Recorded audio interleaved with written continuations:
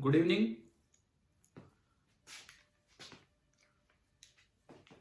आज की जो हमारी क्लास है हम इसको आगे बढ़ाते हैं। पेज नंबर 99 एंड 100 एंड जो क्वेश्चन नंबर आपके होंगे that will be from 21 to 30। Question number आपके होंगे 21 टू 30। ये जो डिस्कस होने आपको पता ही था, ये वाला काम आज करना है हमें। पेज नंबर मैंने बोला है तो अपनी एचओर में बुक आप निकाल दीजिए। Good evening. Good evening.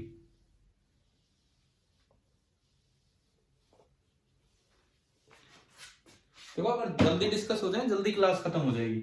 हमें 10 सवाल डिस्कस करने, लाइन से मैं करवाऊंगा ये। ठीक है, पहली बात वही रोज वाली की, क्या आपने अटेम्प्ट कर लिए? Yes sir. ठीक है, यस ठीक है, ठीक है। Question number 21, hollow tube. अब ये वही है जो हमने क्लास में दो तरह से थर्मल रेजिस्टेंस लिखी थी एक सिलेंडर की। ये कोई ट्यूब है, बस फर्क सिर्फ रेजिस्टेंस लिखने का है। इस तरह की ये ट्यूब है। ये इनर रेडियस कितना है, R1 की R2? इनर रेडियस बोलो, इनर रेडियस कितना है?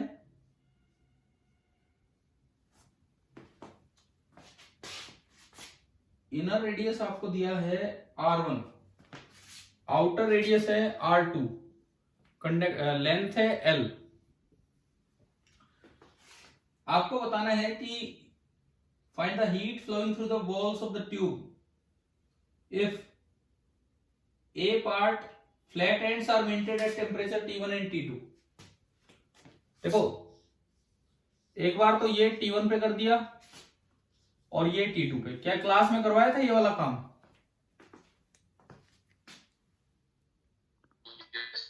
इसमें हम डायरेक्टली उस तरह से लेंथ और एरिया लिख के और फिर हम इसमें लिखेंगे कि भाई थर्मल रेजिस्टेंस क्या होगी। कंडक्टिविटी दे रखी है कि नहीं? कंडक्टिविटी दे रखी है के। अब ये लिखता है ना find out the heat flowing, इसका मतलब हीट करंट पूछ रहे हैं। ये हीट नहीं पूछ रहे, हीट फ्लोइंग का मतलब हीट फ्लोइंग पर सेकंड होगा या तो आप इसमें थोड़ा सा करेक्शन कर लो। जहां क्वेश्चन में हीट लिखा है उसके साथ लिख दो heat current flowing. Heat flowing का मतलब यहां पे होगा हीट करंट फ्लोइंग आपको निकालना है। ये आप हल्की सी करेक्शन इसमें कर लीजिए। तो अगर करंट यूं जाता है, अगर करंट यूं जाता है तो एरिया ये होगा और लेंथ ये, तो थर्मल रेजिस्टेंस कितनी हो जाएगी?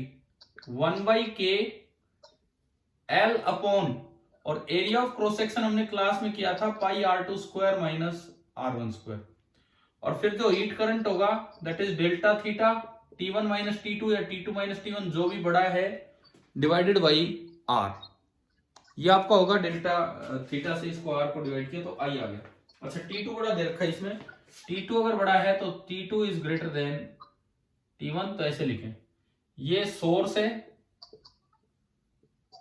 और ये सिंक है। फर्स्ट पार्ट आपका ऐसे होगा, करंट इधर आ रहा है। अच्छा फिर जो इसका बी पार्ट है, हम क्वेश्चन नंबर 21 पे हैं। जो इसका बी पार्ट है, inside of the tube is maintained at a temperature T1 and outside T2। तो आप ये बताओ अगर ये T1 पे है और ये T2 पे है, बाहर वाला पार्ट T2 पे है और T2 हाई है, तो अब जो करंट है वो यूं फ्लो करके आएगा T2 से T1, T2 से T1। तो इस तरह के फ्लो में क्या आपको R लिखना आता है? सीखा था हमने पिछली क्लास में। बताओ क्या होता है सिलेंडर का रेजिस्टेंस यूं अगर देखें तो हम, बोलिए। अरे याद है क्या ये फॉर्मूला?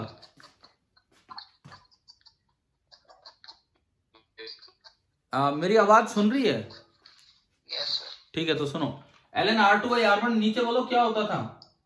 2πKL। 2πKL। दूसरे पार्ट में ये आई लिखा तो आई सीधा हो जाएगा T2 minus T1 upon are. आप देखेंगे आपके आंसर डायरेक्टली मैच होंगे। तो क्या ये सवाल 21वां समझ आ गया था ना आपको अपने आप? सर ये आर जो ये लिखवाया है, कौन सा ये आर लिखवाया है। ये? Yes sir. हाँ जी,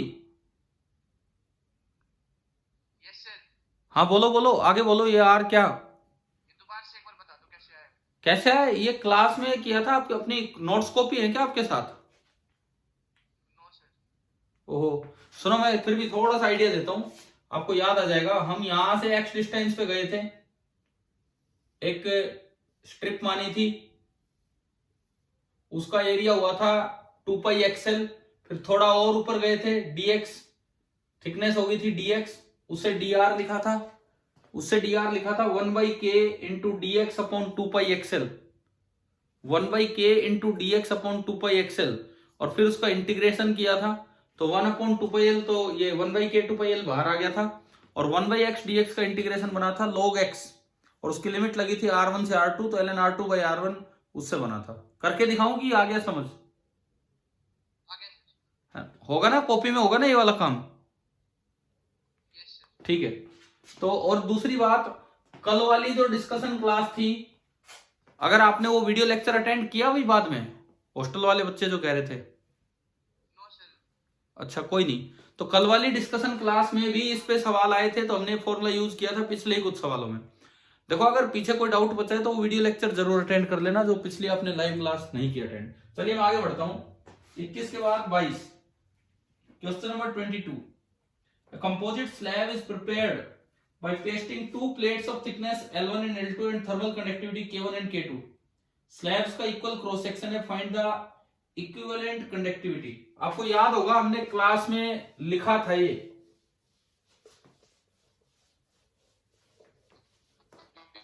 जो सवाल नंबर 22 है वो क्लास में डायरेक्ट करवाया था, R equivalent equal to R1 plus R2 करके। और R इक्वलेंट को लिखा था 1/k equivalent into total length L1 plus L2 upon area, तो वो सेम था R1 1/k1 L1/A, R2 1/k2 L2/A। A common आके कैंसिल हो जाएगा, बाकी आप यहां से K इक्वलेंट निकाल लेंगे। बताओ याद आ गया? ये क्लास में ही हुआ था ये वाला सवाल। ठीक है 22वां हो गया। उसके बाद 23, figure shows a copper rod joint to a steel rod. वैसा ही है, एक कॉपर एक स्टील है। The rods have equal length and equal cross section. Free end of the rod is kept at 0 degree and that of the steel rod at 100 degree. तो temperature at the junction बताना है। अच्छा चलो एक चीज और मैं आपको बता देता हूं इसमें, ये टेम्परेचर तो कई बार निकाला है पहले भी हमने, जंक्शन का टेम्परेचर। दो बातें आप ध्यान रखो, अगर सीरीज में कहीं है,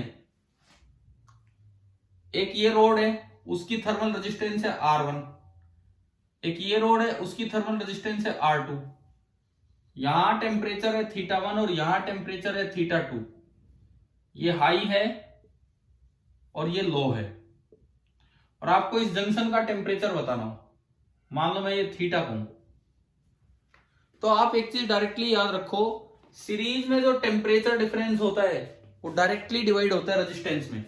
यानी कि इसके पास टेम्परेचर डिफरेंस है θ1 माइनस थीटा, और अगले के पास टेम्परेचर डिफरेंस है θ2 minus theta, that is directly proportional to R, यानी कि R1/R2 इसका रेशियो आएगा।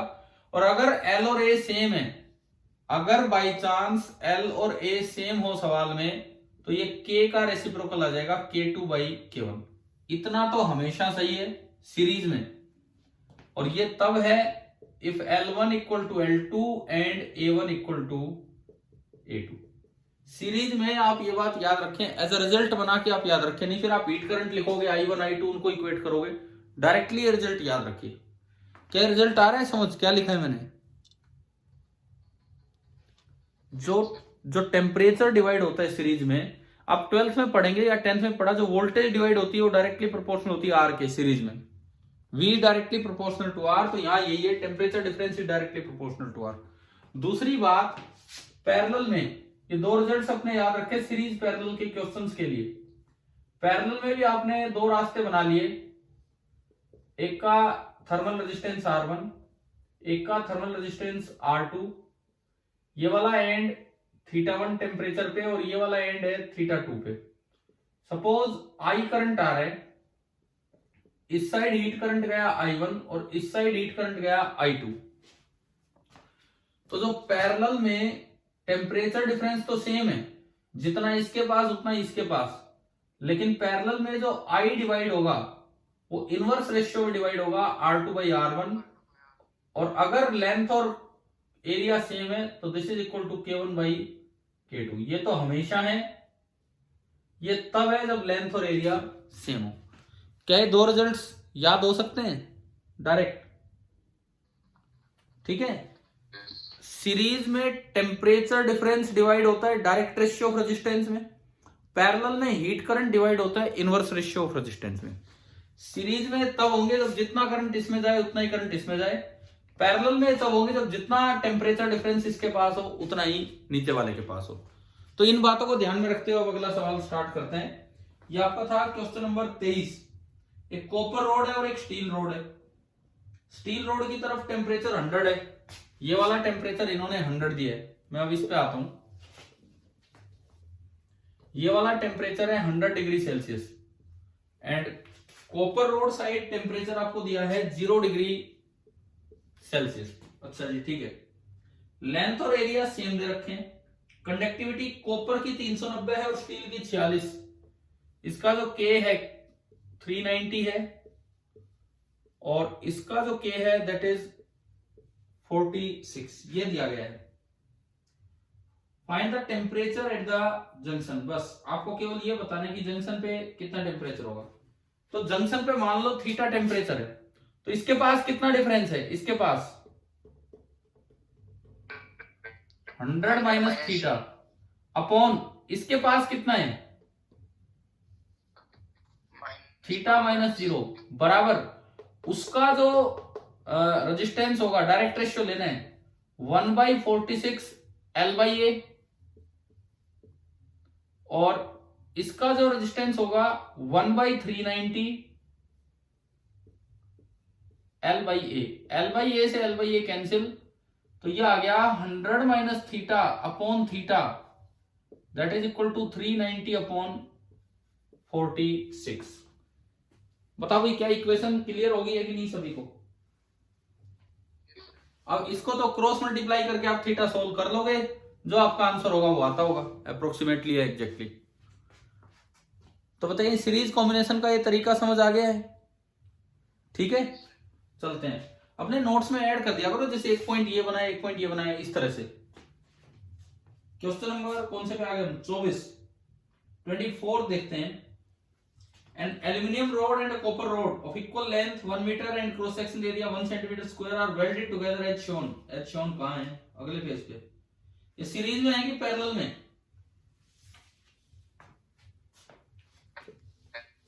अगले सवाल में ये दोनों पैरेलल में हैं। कारण क्या है? पैरेलल होने का क्या रीजन है? क्यों, कैसे कह सकते हैं आप ये पैरेलल में?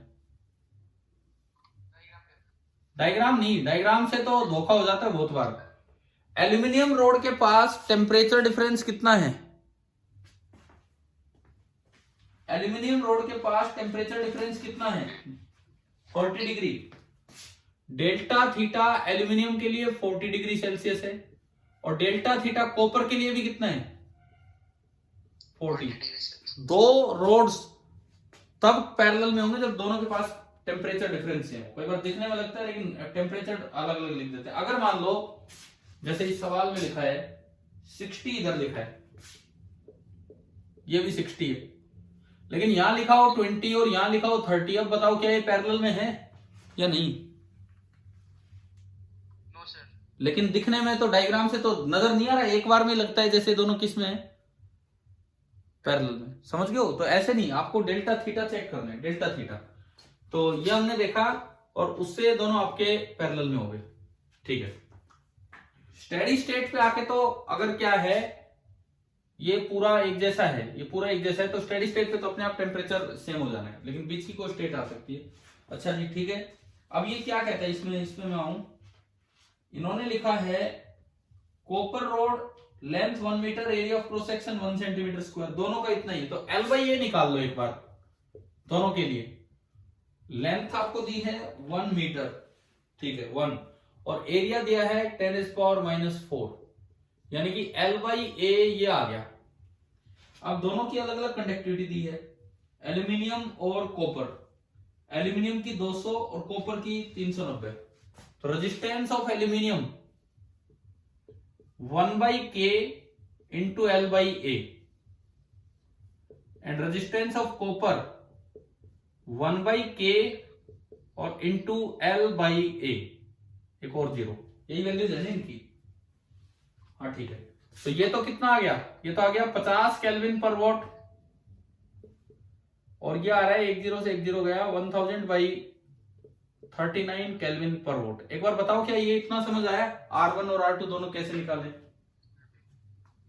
ठीक है, अब ये पूछता है calculate the amount of heat taken out per second from the hot end. Hot end से आपको ये बताना है कि कितना हीट चल रही है, मतलब ये हॉट एंड था ना, ये इधर से कितनी हीट पर सेकंड आ रही है, मतलब हीट करंट आपको बताना है। पहले तो आर इक्वलेंट निकाल लो।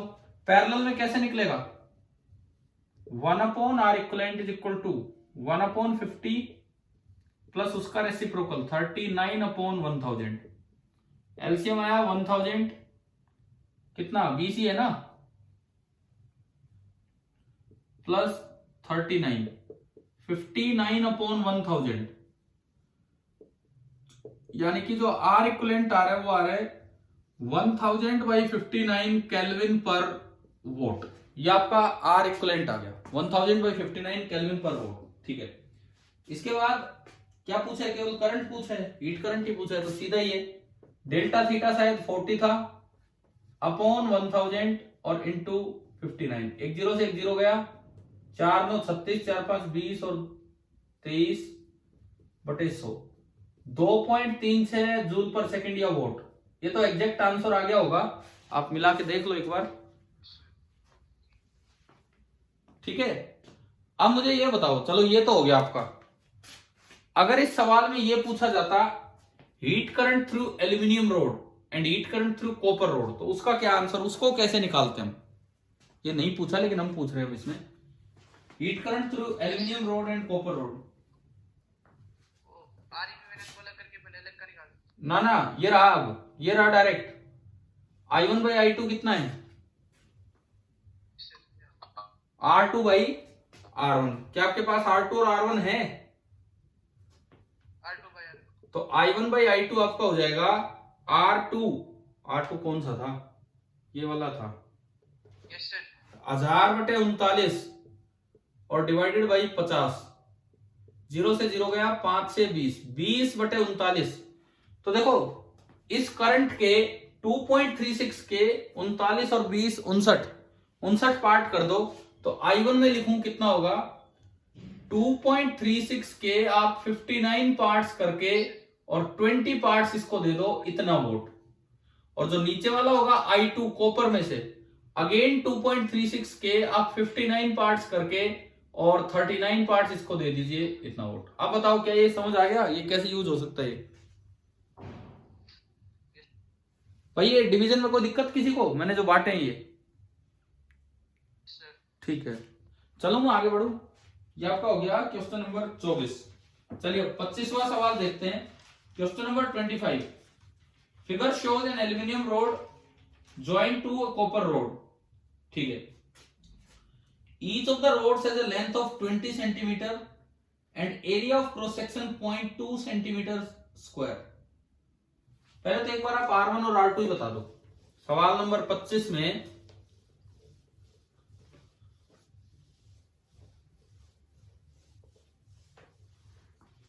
क्वेश्चन नंबर 25 पे मैं आया, तो इसमें लिखता है एक एल्यूमिनियम रोड है और एक कॉपर रोड है। लेकिन ये देखो यार, ये क्या ये सीरीज में है, आप ये बताओ क्या ये सीरीज में है ये इस डायग्राम में या नहीं है, ये बताओ आप।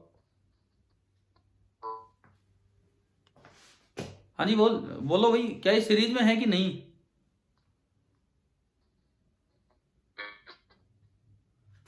देखो हम हमने ये पढ़ा था कि एक जंक्शन पे जितना करंट आएगा उतना ही बाहर निकलेगा। No sir. यस। क्या ऐसी कोई स्टेटमेंट हमने पढ़ी थी, एक जंक्शन पे आने वाला करंट बराबर जाने वाला करंट? यस। तो अब देखो ये क्या है कि यहां पे एक साइड दिया है 80 डिग्री सेल्सियस और ये कितने पे दिया है 40 डिग्री।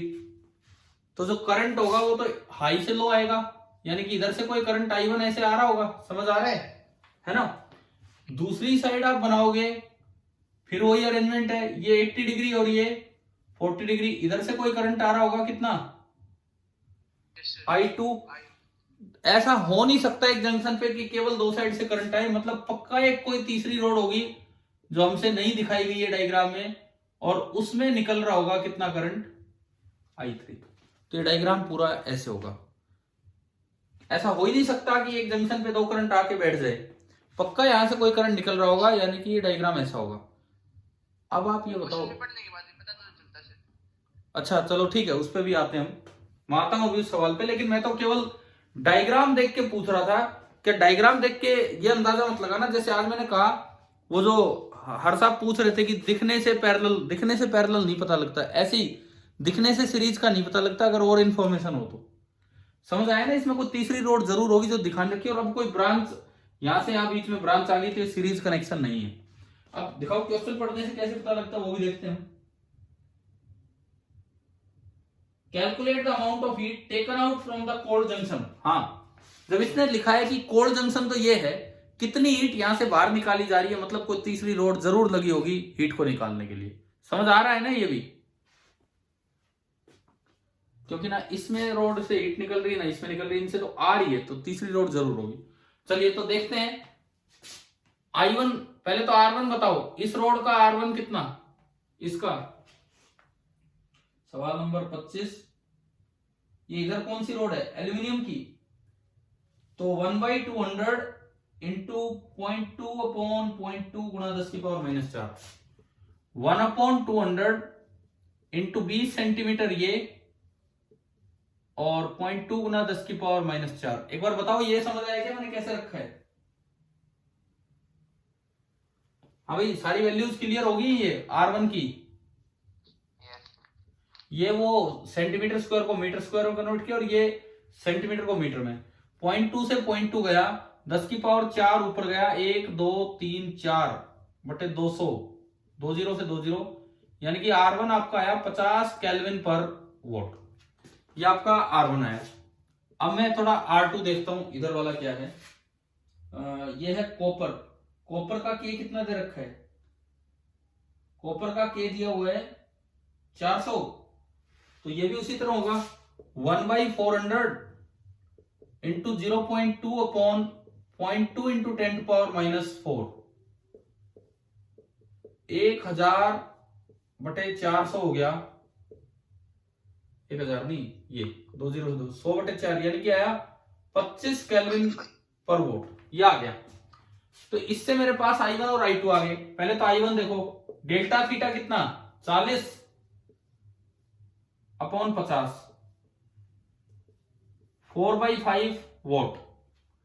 यहां से मैं निकालूं I2, डेल्टा थीटा यहां भी 40/25, 5 से गया 8/5, एक 4/5 एक 8/5, तो बाहर कितनी हीट निकलेगी, आने वाला करंट बराबर जाने वाला करंट, तो ये हो गया 12/5 वोट। क्या है, यही पूछा था, कुछ और पूछा इसमें ना, हीट करंट नहीं पूछा, इन्होंने पूछा है कि कितनी एनर्जी, क्या पूछा इस सवाल में, कितनी एनर्जी निकलेगी 1 मिनट में। तो ये तो करंट आ गया, डेल्टा क्यू होता है I इंटू डेल्टा टी, तो ये तो आया 12/5, और डेल्टा टी 1 मिनट मतलब 60 सेकंड, 5 से 12 गया, 12 12 144 जूल। अगर मैच कर लो अपना आंसर, ये तो एग्जैक्टली कैलकुलेट हो गया लास्ट तक। एक बार देख जरूर लेना यार, कहीं कोई मिस्टेक रह गई हो तो फिर से चेक कर लेंगे। आंसर यही दिया है, कुछ और है।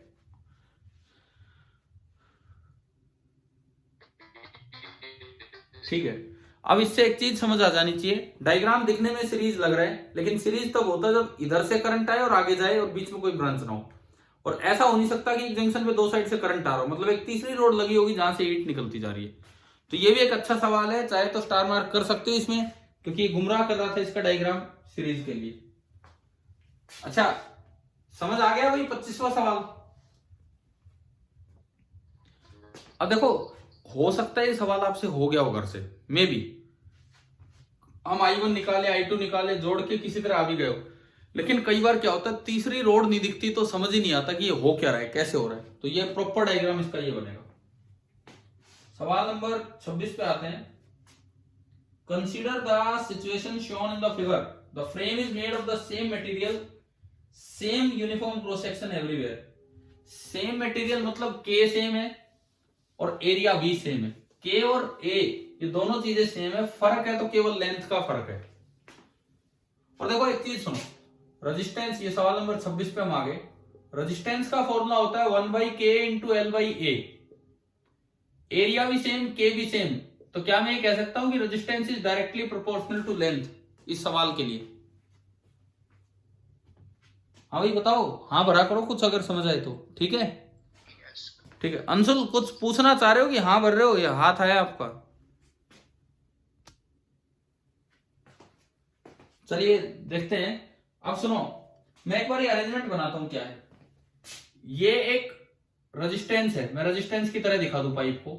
इसकी लेंथ कितनी है? पहली लेंथ जो 0 डिग्री सेल्सियस से स्टार्ट हुई है, पहली लेंथ कितनी है? 20 सेंटीमीटर। देखो आसान तरीका बताऊं, R is directly proportional to L। Let resistance of 10 centimetre length be 1 kelvin per volt. आप एज्यूम कर सकते हैं क्योंकि के और ए तो दे नहीं रखे हैं। आप यूं मान लो कि किसी भी 10 सेंटीमीटर लेंथ की रेजिस्टेंस है 1। अब बताओ मुझे, आप डायग्राम देख के बताओ पहली लेंथ कितनी है? पहली लेंथ बोलो 20। और हमें पता लगा R directly proportional to L है, तो आपने 10 सेंटीमीटर की एक मानी है, तो 20 की कितनी हो जाएगी रेजिस्टेंस? 2 होगी। ठीक है, उसके बाद सीधा एक तो बेंट वाली टोटल लेंथ बताओ, बेंट वाली टोटल लेंथ, ये और ये टोटल लेंथ कितनी है? 60 और 5 कितनी होगी? 70। तो जब 10 सेंटीमीटर की 1 मानी तो 70 सेंटीमीटर की रेजिस्टेंस कितनी होगी? 7 होगी। नीचे वाली लेंथ कितनी है? इसका मैं यूज कर रहा हूं बार बार। ये लेंथ कितनी है? 60 की रेजिस्टेंस होगी 6। और अगर मैं अगली लेंथ की बात करूं 20, तो 20 की रेजिस्टेंस फिर से कितनी होगी? 2। और यहां का जो तापमान टेम्परेचर दिया गया है वो है 100 डिग्री सेल्सियस। मैं तो थोड़ा सिंप्लीफाइड वे में सवाल सोल्व करवा रहा हूं। अब बताओ भाई, क्या ये डायग्राम समझ आ गया? ठीक है, अब देखते हैं क्वेश्चन क्या कहता है। Calculate the amount of heat flowing through per second, मतलब heat current through a cross section of bent part. Bent part मतलब इसमें क्या होगा ये बताना है। बेंट पार्ट ये है। If the total heat taken from the end at 100 degree Celsius is 130 joule. यार देखो कितना आसान सवाल है। यहां से जो करंट चला वो 130 वोल्ट है, जूल पर सेकेंड, 1 सेकेंड का दिया है तो 130 है। ये करंट आया 130। आपसे ये पूछा है, इसे I1 मान लो, इसे I2 मान लो। क्या आज ही एक रिजल्ट पढ़ा था, पैरेलल में करंट कैसे डिवाइड होता है? कैसे डिवाइड होगा बताओ? 7/6 या 6/7? इनवर्स। तो 6/7। तो कितने हिस्से कर दें टोटल करंट के? 6/7। ना कितने पार्ट करें टोटल? 6 और 7 कितने हो गए? 13। इसके 13 हिस्से कर दो। 130 के 13 हिस्से किए तो एक पार्ट कितना आया? तो 6 पार्ट इसको दे दो और 7 पार्ट इसको दे दो। तो I1 तो हो गया 60 वोल्ट एंड I2 हो गया 70 वोल्ट। यानी कि इसमें से तो 60 जूल पर सेकंड जा रही होगी हीट, और इसमें से 70 जूल पर सेकंड जा रही होगी। अपना आंसर देखो आप, और देखो क्या डायरेक्ट यही है कि नहीं। अब बताओ क्या ये सबसे सिंप्लीफाइड तरीका हो गया कि नहीं इसको सोल्व करने का? समझ आ गया ना सभी को कैसे करना था? ठीक है, कोई डाउट अगर बचे तो पूछ लेना भाई। अब मैं चलता हूं सवाल नंबर 27। रिपीट करना चाहिए एक बार। क्या 25 क्वेश्चन रिपीट करना। 25? अरे यार क्या हुआ, आप अटेंड नहीं कर पाए थे क्या? बीच में नेटवर्क चला गया था। चलो मैं फटाफट बताता हूं, इधर ही देख लो बस 25 में क्या है। आप बताओ हर्ष, क्या 25 में दोनों सीरीज में लगे हैं? Yes sir.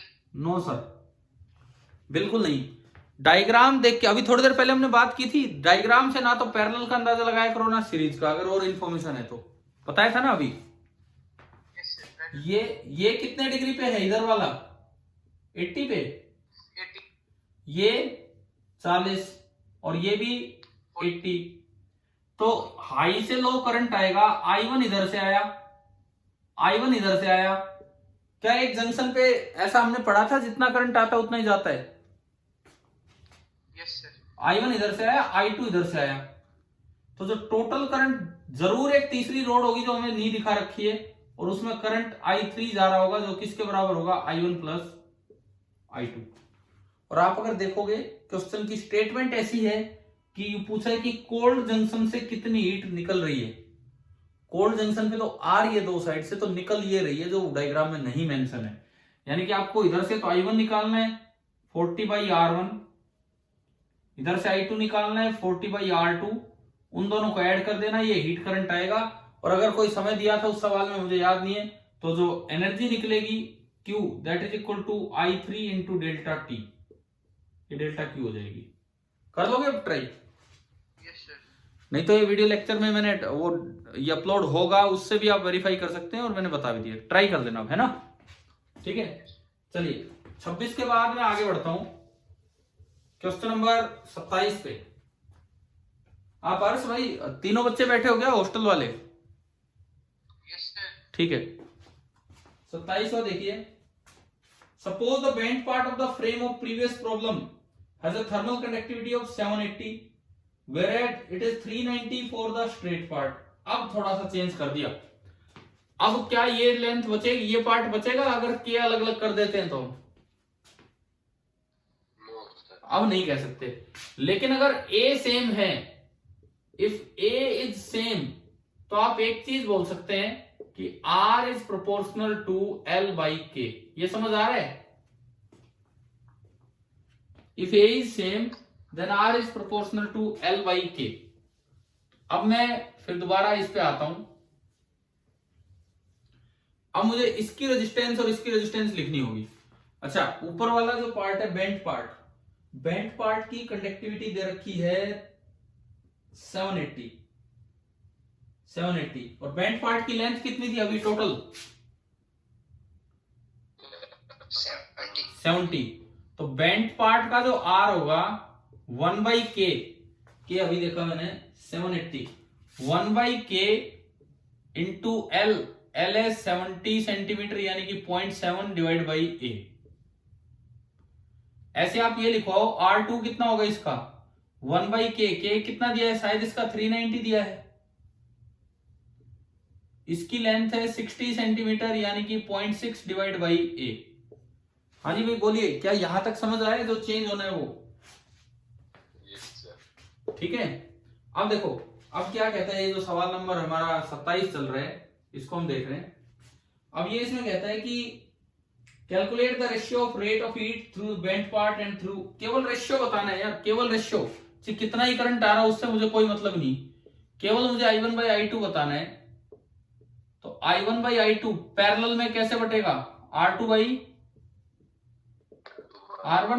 R2/R1 अगर आप करते हो, R2 1/390 इंटू 0.6/A, और डिवाइड बाई R1 मतलब R1 को मल्टीप्लाई कर दो उल्टा, तो ये हो गया 780 इंटू A अपॉन 0.7। A से A गया, ये 1 ये 2 पॉइंट से पॉइंट गया, तो ये आ रहा है 6 2 12/7। अपना आंसर मैच कीजिए।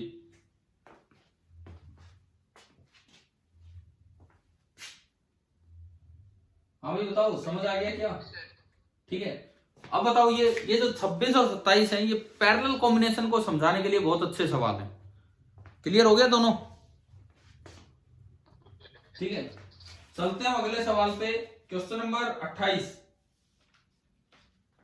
A room has a window fitted with a single 1x2 meter glass of thickness 2 mm। 28वें सवाल पे हम आ गए हैं। भाई लड़कियों में कौन प्रेजेंट है कि नहीं क्लास में? Yes, sir. ठीक है ठीक है ठीक है। क्वेश्चन नंबर 28 ये कहता है एक सिंगल ग्लास पेन है और उसका एरिया तो है 1x2, थिकनेस है 2 mm। ऐसी कोई ग्लास की शीट है, एक ऐसी ग्लास की शीट है,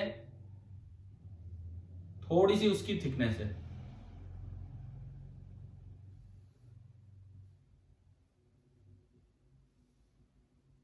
इस तरह की मोटी शीट है। अच्छा, ये जो साइड है ये तो 1 मीटर और 2 मीटर है, 1/2 की शीट है। और जो इसका थिकनेस दिया है, इसकी जो थिकनेस दी है दैट इज 2 मिलीमीटर। ये लेंथ है 2 इंटू 10⁻³ मीटर। ठीक है जी।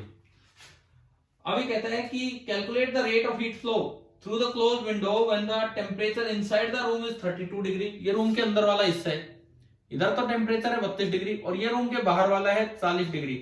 तो हीट किधर से किधर जाएगी? 40 से 32 तक ऐसे जाएगी। तो अगर हीट यूं जा रही है तो आप आर लिखोगे इस शीट का 1/k इंटू L/A। के कितना दिया है ग्लास शीट का? के 1 ही दे रखा है शायद, ग्लास शीट का के 1 ही दे रखा है। लेंथ है 2 इंटू 10⁻³ मीटर और जो एरिया है 2 इंटू 1 यानी कि 2 से 2 गया तो आपका आर आ गया 1/1000 केल्विन पर वोट। डेल्टा थीटा अगर आप देखते हैं 32 और 40 8 केल्विन बोल दो चाहे, और यहां से हीट करंट आएगा डेल्टा थीटा अपॉन आर, तो ये 1000 ऊपर गया। क्या आंसर है? 8000 होगा इसका, 8000 वोट फर्स्ट पार्ट। अभी समझ आ गया पहला पार्ट? ठीक है। अब बी पार्ट देखिए, बी पार्ट में इसने क्या कर दिया कि उस ग्लास शीट की बजाय 2 ग्लास शीट ले ली 1-1 mm थिकनेस की और उनके बीच में एयर गैप आ गया, मतलब दोनों ग्लास शीट के बीच में डिस्टेंस है 1 mm। अब हम ये देखते हैं, पहली बार तो हीट करंट आया 8000 वोट। 8000 वोट अच्छा खासा हीट करंट है, तो बहुत तेजी से गर्मी अंदर की तरफ आ रही होगी। अब अगले सवाल में इसने कुछ ऐसा किया कि ये ग्लास शीट है, थोड़ी सी इसकी वही थिकनेस है, उससे भी कम है बल्कि थिकनेस, शायद इस सवाल में तो 1 mm ही थिकनेस है ना। इस तरह से एक आपकी ये ग्लास शीट है। अच्छा, इसके पैरेलल एक और शीट रखी है 1 mm पे ही,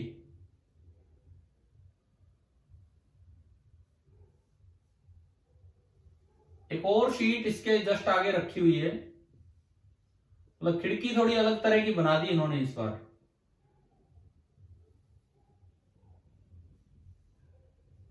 एक बार बताओ, ये डायग्राम आ गया समझ में? क्या कर दिया? एक ऐसी खिड़की ले ली जो 3 mm थिक है, 1 mm ये है, 1 mm ये है और 1 mm ही ये है, और एरिया सबका वही 1/2 1/2 1/2। इस तरह की शीट ले ली। अब ये ग्लास है, ये ग्लास है, ये एयर है, बीच में एयर गैप है, एंड अगेन ग्लास है। टेम्परेचर एक साइड 40 डिग्री रूम के बाहर और रूम के अंदर है 32 डिग्री। तो हीट फिर से यूं आएगी फ्लो करके। एक बार ये बताओ, एक बार ये बताइए डायग्राम समझ आ गया कि नहीं? क्या अरेंजमेंट है? ठीक है, तो 3 शीट है। सबसे पहले R1 निकालो, 1/k, ग्लास का तो 1 है, L 10⁻³ 2/1 2, तो R1 आपका आया 1/2000। सिमिलरली जो R3 आएगा वो भी 1/2000 होगा। अब मैं बीच वाले की बात करता हूं, एयर का, R2 1/, की एक बार क्वेश्चन से देख के बताओ कंडक्टिविटी कितनी है,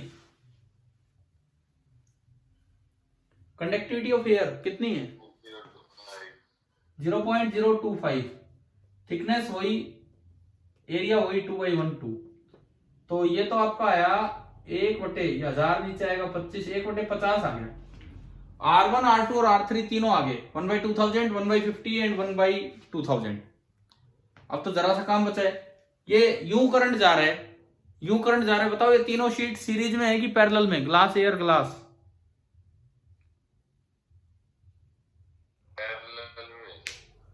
देखो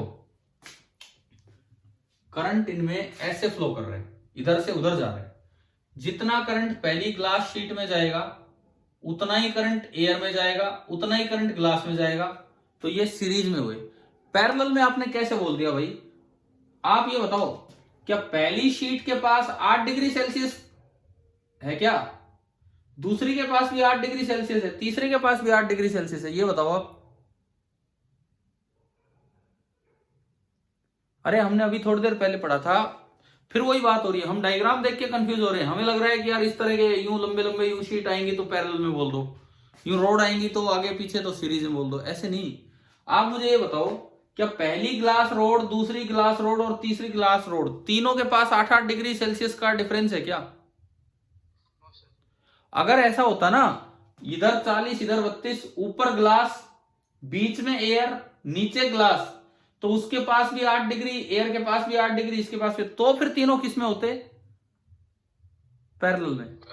अभी क्या हो रहा है, जो करंट ग्लास में जाएगा अगला एयर में, अगला ग्लास में, बीच में कोई ब्रांचिंग है नहीं, तो ये तीनों किस में हो गए, सीरीज में। ठीक है, सीरीज में होंगे तो आर इक्विवेलेंट का क्या फॉर्मूला होगा, R1 + R2 + R3। आपको तीनों का सम करना पड़ेगा। R1 है 1/2000, R2 है 1/50 और R3 है 1/2000।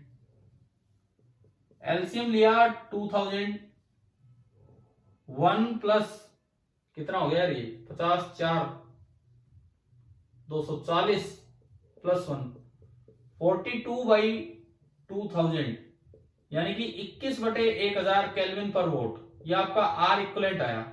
डेल्टा थीटा कितना है, डेल्टा थीटा 8 डिग्री सेल्सियस। तो अब बताओ करंट कितना होगा, 8/21 इंटू 1000 वोल्ट। एक बार अपना डिवाइड करके आंसर मैच कर लीजिए, 8000/21 आ रहा है।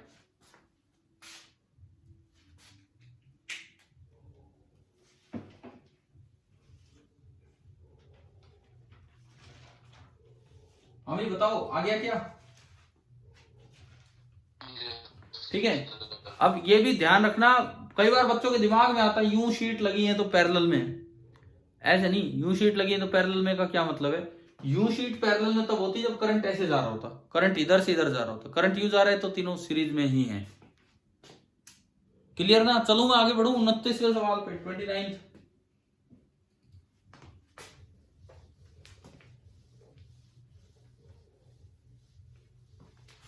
देखो ये बीच की जैसे क्लास मिस होती है तो कुछ कॉन्सेप्ट मिस होते हैं। जैसे हर साल आप कह रहे थे वो फॉर्मूला बताओ, ln R2/R1, हालांकि ठीक है क्लास में हो चुका, लेकिन कल की डिस्कशन क्लास में भी 1-2 बार वो फॉर्मूला आ लिया तो थोड़ा रिवीजन हो जाता है इन क्लासेज से। Question number 29, two rod shown in the figure have identical geometrical dimension, L और A सेम है, they are in contact with the heat bath at temperature 100 degree Celsius and 0 degree Celsius, temperature of the junction is 70। देखो ये एक road है, K अलग हो सकता है, K अलग होगा लेकिन L और A सेम है। ये दूसरी रोड है, K अलग होगा लेकिन L और A सेम है, ठीक है। यहां पे जो टेम्परेचर है, यहां पे जो टेम्परेचर है वो दिया है 100 डिग्री सेल्सियस, और यहां पे टेम्परेचर है 0 डिग्री सेल्सियस। यहां पे जंक्शन है, आपको जंक्शन पे टेम्परेचर दे दिया 70 डिग्री सेल्सियस। तो ये बताओ इसके पास ड्रॉप कितना, हाई को प्लस से लिख रहा हूं, लो को माइनस से, इसके पास ड्रॉप कितना है, ड्रॉप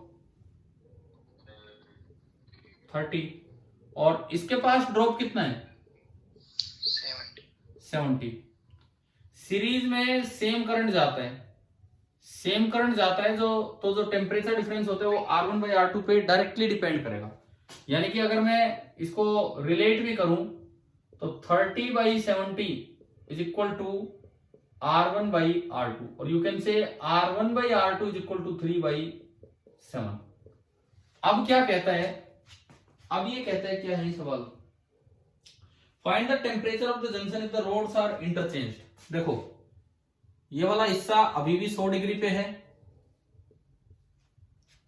और ये वाला हिस्सा अभी भी 0 डिग्री पे है, लेकिन इसने बोला है कि रोड्स को इंटरचेंज कर दो। जंक्शन तो वही रहेगा, लेंथ सेम है, परंतु रोड इंटरचेंज की तो इधर तो R2 आ गया और इधर क्या आ गया R1। ये नया जंक्शन का टेम्परेचर आप थीटा मान लो, थीटा। तो इसके पास कितना ड्रॉप हुआ 100 माइनस थीटा, और इसके पास कितना ड्रॉप हुआ थीटा माइनस 0। सीरीज में अब क्या करंट यूं ही जा रहे हैं तो ये सीरीज में है, सीरीज में जो ड्रॉप होता है वो डायरेक्ट रेशियो में डिवाइड होता है 100 minus theta upon theta, that is equal to R2 by R1। तो 100 minus theta upon theta, R2 by R1 कितना है, वहां से देखो R2 बाई R1 कितना है 3 बाई 7 नहीं है, अरे R2 बाई R1 कितना है 7 बाई 3। आपने क्रॉस मल्टीप्लाई किया, 300 minus 3 theta is equal to 7 theta, 300 is equal to 10 theta, 0 से 0 गया तो थीटा कितना आ गया आपका 30। मतलब ये तो है उसका प्रॉपर सॉल्यूशन कि अगर ये किसी सब्जेक्टिव पेपर पे आ जाए, स्कूल एग्जाम में आ जाए, तो आप यूं 2 स्टेप में करके दिखा के हो। डायरेक्ट करना था तो यही था, इसके पास अगर ड्रॉप 70 है, इसके पास 30 है, तो बाद में भी उतना ही करना है। तो बाद में इसके पास 70 रखने के लिए और इसके पास 30 रखने के लिए तापमान अपने आप 30 डिग्री हो जाएगा, नहीं तो आपको यूं स्टेप में करना आना चाहिए। अभी बताओ 29th क्वेश्चन आ गया समझ, ठीक है। अब आते हैं आखिरी सवाल पे, आज के आखिरी सवाल पे हमारे क्वेश्चन नंबर 30। यार अब तो कंडक्शन पे अच्छी खासी पकड़ बन जानी चाहिए, समझ आने लगे होंगे ये सवाल, ठीक है। और कल के लिए काम होगा 31 से 40, 31 to 40, जो शाम को इसी टाइम हम डिस्कस करेंगे। पहले 30वां सवाल हम देखते हैं, question number 30। The 3 rods shown in the figure have identical geometrical dimensions. देखिए 3 रोड हैं जो एक के बाद एक लगा रखी हैं, आइडेंटिकल ज्योमेट्रिकल डायमेंशन है, लेंथ और एरिया सेम है। Heat flows from the hot end to the hot end at the rate of 40 watt in the arrangement, 100 degree 0 degree. ये डायग्राम है, ये 3 रोड हैं, 1 2 3, ये 100 डिग्री, ये 0 डिग्री, और इधर से इधर हीट आ रही है, चल के यूं आ रही है। पहला डायग्राम ये है, ये एल्यूमिनियम, ये कॉपर और ये एल्यूमिनियम, ये है पहला डायग्राम। और जो हीट करंट दे रखा है वो 40 वोल्ट दे रखा है, ठीक है। फर्स्ट पार्ट में हीट करंट दे दिया आपको 40 वोल्ट। तो ये कहता है, अच्छा मैं अगर आगे बढ़ने से पहले फर्स्ट पार्ट की बात करूं, एल और ए सेम है, एल और ए सेम है, इसका मतलब अगर इसका रेजिस्टेंस R1 है तो इसका भी R1 होगा, और बीच वाले का कितना बोल दिया मैंने R2। के अलग अलग है इसलिए उन पे डिपेंड करेगा ना वो। क्या के दे रखे हैं क्या दोनों के, हाँ दे रखे हैं। एल्यूमिनियम का 200 और कॉपर का 400, एल्यूमिनियम का 200, तो R1 कितना हो गया 1/200 L/A। R2 कॉपर का कितना दिया है 400, 1/400 L/A and again 1/200 L/A। ये तीनों हो गए। और तीनों किस में है, सीरीज में है कि पैरेलल में है? सीरीज में है, तो सीधा जुड़ेगा R1 plus R2 plus R3। L by A तो कॉमन, 1/200 प्लस 1/400 प्लस 1/200, यह आया L बाई ए, एलसीएम 400, 2 1 3 2 5 80, 1/80। तो R इक्वलेंट आ गया L बाई 80A।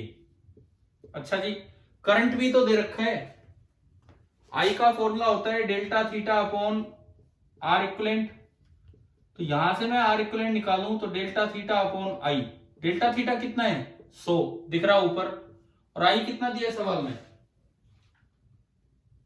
40, I आपको दिया 40, 10/4, तो R इक्वलेंट आ गया ये 10/4। इन दोनों को मैं अगर इक्वेट करूं, L by 80A is equal to 10/4, 4 से गया 20 ऊपर गया, L बाई ए की वैल्यू आ गई मेरे पास इस पहली इंफॉर्मेशन से, L बाई ए कितना आया 200। और इनको वापस पुट कर लो, अगर L बाई ए 200 आया तो R1 कितना आ गया 1, और R2 कितना आ गया 1/400, 1/2 आ रहा है, 1/2 है ना। ये वापस पुट किया, मतलब केवल पहली इंफॉर्मेशन से मुझे तीनों रोड्स की रेजिस्टेंस पता लगी, थर्मल रेजिस्टेंस, इसकी 1, इसकी 1/2, इसकी 1। आप एक और वेरीफाई कर सकते हो ये चीज, बताना आर इक्विवेलेंट कितना बना सीरीज में, 2 ही बनाएंगे, कितना बना 1 और 1 2 और आधा 2 ही होता है क्या, नो सर, कितना बना 5/2, आर इक्विवेलेंट 5/2, डेल्टा थीटा कितना है 100। आप एक बार इससे करंट निकालो, क्या 40 आ रहा है जो सवाल में दिया है, बताओ।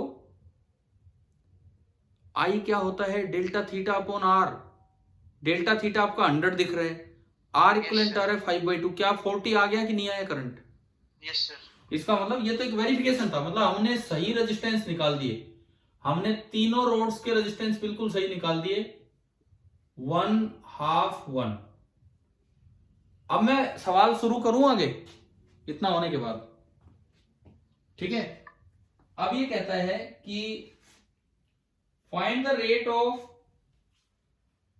Heat flow when the rods are joined as in arrangement B and C. पहले मैं सी पे आता हूं, सबसे पहले मैं सी अरेंजमेंट पे आता हूं। सी में तीनों किस तरह लगा रखे हैं, ये इसको मैं हटाऊंगा। सी में भाई बताओ ये तीनों रोड किस तरह लगी हैं,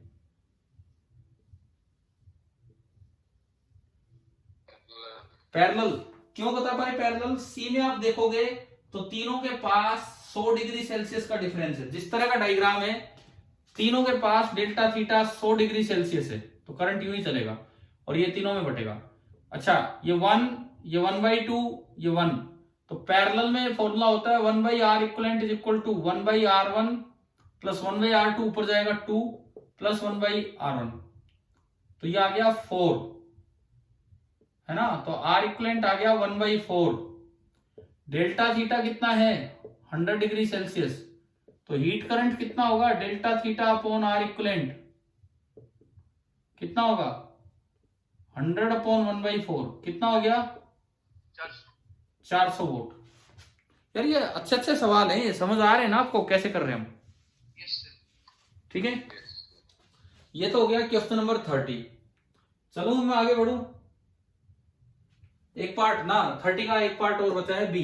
अब मैं बी पार्ट, वो सी वाला तो हो गया, बी वाला अरेंजमेंट आता है। बी वाले अरेंजमेंट में ऐसे लगा रखा है, एक एल्यूमिनियम, मिटा दो ना यार ये हो गया हो तो आपका, ठीक है। अब बी वाले पार्ट में आप देखिए, बी वाले पार्ट में एक तो लगा रखा है एल्यूमिनियम, ठीक है, और एक कॉपर और एक एल्यूमिनियम, ये 0 डिग्री सेल्सियस पे,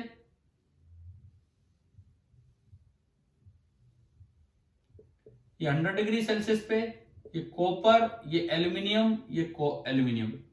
एल्यूमिनियम का 1 है, कॉपर का 1/2 है और एल्यूमिनियम का 1 है। अब बताओ ये कैसा अरेंजमेंट है, कैसे लगे हुए ये? दो पैरेलल में एक सीरीज।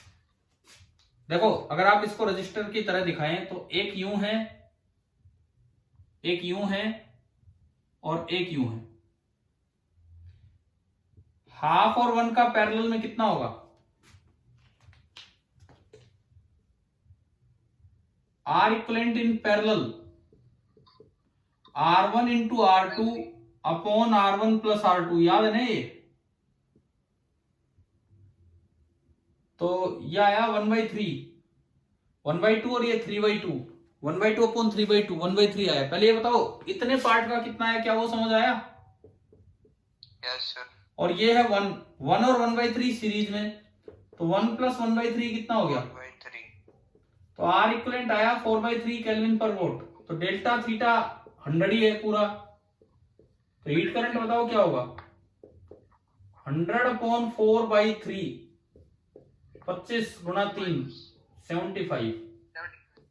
एक बार आंसर देखो, 75 ही दिया है बी पार्ट, मतलब पहले पार्ट का, और फिर अगले का 400। हाँ भाई हो गया, समझ आ गए? अब लेकिन सुनो, इसमें एक अजम्पशन है, मैं बता दूं, जो कोई बहुत अच्छी अजम्पशन भी नहीं है। अगर एच वर्मा साहब ने आंसर 75 वोट ही दिया है तो ये एक चीज मान के चल रहे हैं कि ऊपर और नीचे दोनों जगह टेम्परेचर सेम है। उन्होंने यूं माना है कि यहां भी टेम्परेचर थीटा है और यहां भी टेम्परेचर थीटा है। ऐसा होना कोई जरूरी नहीं है, क्योंकि ऊपर तो जंक्शन किस किस के बीच है? एल्यूमिनियम और कॉपर। और नीचे जंक्शन किस किस के बीच में? एल्यूमिनियम और एल्यूमिनियम। तो हो सकता है कि यहां अलग टेम्परेचर हो, यहां अलग टेम्परेचर हो, लेकिन जिस तरह का आंसर दिया है तो एक अजम्पशन, अनजाने में एक अजम्पशन लेके चल रहे हैं कि इस पूरे जंक्शन पे एक ही टेम्परेचर है। क्योंकि अगर एक कॉमन टेम्परेचर थीटा होगा तो इसके पास 100 माइनस थीटा, इसके पास भी 100 माइनस थीटा, तब ये दोनों किस में होंगे? पैरेलल में। बताओ भाई क्या ये पार्ट आ गया समझ? यस। अब एक मिनट, मैं आखिरी उन 2 सवालों पे आता हूं जो आपको होमवर्क दे रखे थे स्कूल में, जो मैंने कहा था इसके साथ हम डिस्कस करेंगे। हर्ष याद आ गया ना, जो आपने पूछे भी थे? Yes sir. ठीक है। अब उनमें 2 अरेंजमेंट जो हैं, क्योंकि अब आपको सीरीज पैरेलल देखना तो आ ही गया है, अब उसमें 2 अरेंजमेंट देखो क्या क्या थी, मुझे एग्जैक्टली तो याद नहीं आ रहा। एक तो हमने यूं बनाया था, ये है और ये है और ये है ना भाई? Yes sir. यहां टेम्परेचर θ1 है, यहां θ2 है। पता नहीं, अब ये बताओ एक बार, ये R1 R2 R3 दिए थे क्या? Yes sir. ठीक है। इसमें देखो आर इक्विवेलेंट कैसे निकालें। सबसे पहली बात, इस पूरी रोड, इस जंक्शन पे आप एक टेम्परेचर मान सकते हो, इस जंक्शन पे आप एक टेम्परेचर मान सकते हो थीटा, क्योंकि ये पूरा जंक्शन R2 और R3 के बीच है, पूरा जंक्शन R2 R3 के बीच है। पिछले सवाल में ऐसा नहीं था, तो ये थीटा माना। R2 के पास टेम्परेचर डिफरेंस हो गया θ1 माइनस थीटा, R3 के पास हो गया थीटा माइनस θ2। लेकिन जो करंट यहां से जाएगा वही, जो करंट इसमें एंटर करेगा वो इसमें भी जाएगा। तो R2 और R3 किस में हो गए? सीरीज में। R2 और R3 तो हुए सीरीज में, तो इसका इक्विवेलेंट जो अगला डायग्राम बनेगा, ऊपर तो R1 और सीरीज में क्या बनेगा? R2 plus R3। अच्छा, यहां पे टेम्परेचर है θ1, यहां θ2, यहां भी θ1, यहां भी θ2, तो सेम टेम्परेचर डिफरेंस हो गया दोनों के पास, θ1 माइनस θ2, तो ये पैरेलल में। और अब फॉर्मूला लगेगा R equivalent is equal to R1 into R2 plus R3 upon R1 divided by R1 plus R2। क्या बोल रहे थे अभी कोई बीच में? क्या ये समझ आ रहा है क्या लगाया मैंने फॉर्मूला? अरे यही लगाया, 1 by R equivalent is equal to 1 by R1 plus 1 by R2 plus R3। इसको सोल्व करोगे तो ये आ जाएगा। बताओ ये वाला पार्ट तो आ गया सभी को समझ? Yes sir. और एक पार्ट और जो दिया था आपको होमवर्क में, अब मैं उसमें आता हूं। इसमें कोई डाउट हो तो बताओ, नहीं मैं मिटा रहा हूं इसे। No sir. ठीक है, अब देखो सबसे इंपॉर्टेंट पार्ट, इस पे आप आना। एक पार्ट मैंने शायद ये दिया था, इधर R1 लिया होगा और इधर दो हिस्से कर दिए थे, कुछ भी ऐसे।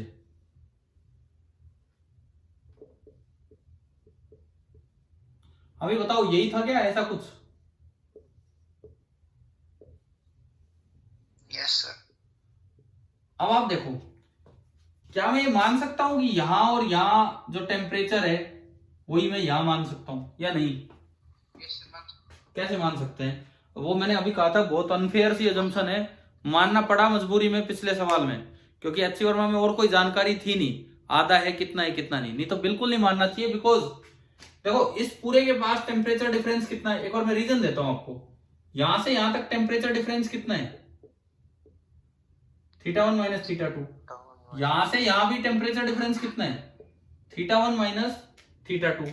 आप थोड़ी देर के लिए इसको यूं मानो, आधी रोड ऊपर आधी नीचे, आधी रोड ऊपर आधी रोड नीचे। सपोज मैंने इसको यूं मान लिया थोड़ी देर के लिए। अब आप यूं बताओ, इन दोनों के पास टेम्परेचर बटा है इस मटेरियल और इस मटेरियल में, यहां बटा है इसमें और इसमें। क्या जैसा कॉम्बिनेशन ऊपर है वैसा ही नीचे है कॉम्बिनेशन? भाई ऊपर तो R1 और R2 का कॉम्बिनेशन है और नीचे R1 और R3 का कॉम्बिनेशन है। तो हमने ये भी पढ़ा है सीरीज में टेम्परेचर बढ़ता है डायरेक्ट रेशियो में, तो ऊपर अलग डायरेक्ट रेशियो बनेगा नीचे अलग। तो जरूरी नहीं है कि जो टेम्परेचर यहां हो वही यहां हो, और अगर यहां और यहां अलग अलग टेम्परेचर है तो इसके पास डिफरेंस अलग होगा और इसके पास डिफरेंस अलग होगा। तो आपको ये बिल्कुल नहीं बोलना चाहिए कि ये दोनों किसमें है, पैरेलल में। समझ में आ रहा है? अब सुनो कैसे करना चाहिए वो सुनिए आप। मोस्ट ऑफ द स्टूडेंट ऐसे ही करेंगे, ये शेप ऐसी दिखती है कि पहले तो ये दोनों पैरेलल में। मोस्ट ऑफ द स्टूडेंट इसमें ये करेंगे R इक्वलेंट, पहले तो उन दोनों का parallel R2 R3 upon R2 plus R3, और साथ में फिर क्या कर देंगे R1, जो कि गलत होगा। अब मैं बताता हूं कि ये कैसे करना चाहिए। अरे भाई बाकी बच्चों को याद आ गया, स्कूल टाइम में क्लास में दिया था ये काम? Yes sir. ठीक है, जो गलत है वो भी चाहे तो लिख सकते हो उसमें, अब जो सही है मैं उस पर आता हूं। ऐसे में आप क्या करो, इसके दो हिस्से कर लो, इसके दो हिस्से कर लो। ये एरिया आधा हो गया, ये भी एरिया आधा हो गया, लेंथ तो उतनी है जितनी है। अब R का फॉर्मूला होता है 1/K L/A। अगर एरिया आधा हुआ तो R डबल होगा कि आधा होगा? नहीं, R का फॉर्मूला होता है 1/K L/A। अगर एरिया आधा हो गया तो R क्या होगा? 2 टाइम्स। तो ये भी 2R1 बना और ये भी कितना बना? 2R1, क्योंकि पूरा R1 दिया था। ये बात आई इतनी समझ में? ठीक है, अब देखो जो हीट करंट यहां से जाएगा मैं मान सकता हूं कि वो हीट करंट यहां से गया है इस रास्ते, और जो हीट करंट यहां जा रहा है मैं मान सकता हूं कि वो हीट करंट इस रास्ते गए। समझ आ गए? भाई ऊपर एक अलग पाथ हमने मान लिया, नीचे एक अलग पाथ हमने मान लिया, इस तरीके से। ठीक है, अब देखो दिस इज इक्वलेंट टू, अगर आप रजिस्टर की भाषा में बात करें, ऊपर दो सीरीज में है 2R1 और R2, नीचे भी दो सीरीज में है 2R1 और R3। इन दोनों का सीरीज में कितना बनेगा? 2R1 plus R2। और इन दोनों का सीरीज में कितना बनेगा? 2R1 plus R3। अब ये जो एक बनाया उसके पास टेम्परेचर डिफरेंस है θ1 माइनस θ2, और जो नीचे वाला एक बनाया उसके पास भी टेम्परेचर डिफरेंस है θ1 माइनस θ2। तो ये दोनों किस में हो गए? पैरेलल में। तो 1/R equivalent is equal to 1/ ऊपर वाला 2R1 प्लस R2 प्लस 1/ नीचे वाला 2R1 प्लस R3। और जब आप यहां से R इक्वलेंट निकालोगे तो बनेगा R1 इंटू R2, तो 2R1 plus R2 into 2R1 plus R3 divided by इनका सम 2R1 plus R2 plus 2R1 plus R3। अब ये बताओ क्या ये समझ आया कि नहीं आया? Yes sir. अब मैं वो मान रहा हूँ, वो जो पिछला हमने सवाल किया था HCV का 30th क्वेश्चन, मुझे उसमें वो अनफेयर सी असम्पशन लगती है कि वहां पे टेम्परेचर सेम माना जाता है, जबकि ऊपर एल्यूमिनियम और कॉपर थे और नीचे एल्यूमिनियम और एल्यूमिनियम है और वो बीच में जुड़ा हुआ है। कभी अगर HC वर्मा सर से मीटिंग हुई, अगर हुई, मे भी हो सकती हो, तो कोरोना की वजह से थोड़ा सा लेट थे हम, तो या जैसे भी जरूर मैं सवाल उनसे पूछूंगा कि भाई इसका रीजन क्या है कि वहां पे सेम टेम्परेचर क्यों माना है। बाकी आप सभी को समझ आ गया कि नहीं यहां तक? Yes sir. ठीक है, तो कल अपने 31 से 40 तक, कल की क्लास के बाद, स्कूल की क्लास होने के बाद शाम को हम यहाँ पे डिस्कस करते हैं। ठीक है भाई, थैंक यू, गुड नाइट।